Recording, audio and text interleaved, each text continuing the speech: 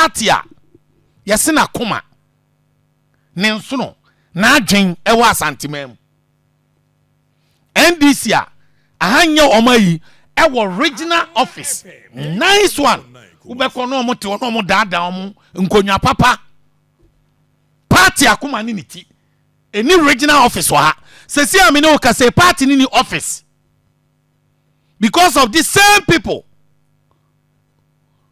Sir John, Ashanti regional NPP office away. Ebi ni ho. Asukwa ni Ashanti regional NPP office.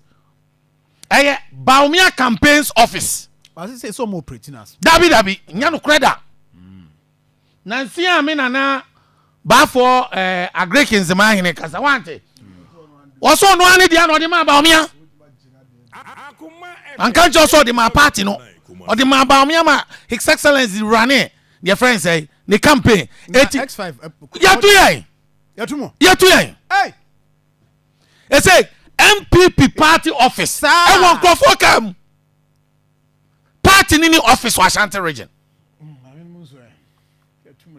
Party nini office I was Ashanti region. And these are the same people are no mudi anim. On santi and sanko bimra. Party office yemu na mudi aye. Cement anyway. Iron rods fundraising me Kobe. Sika raise away.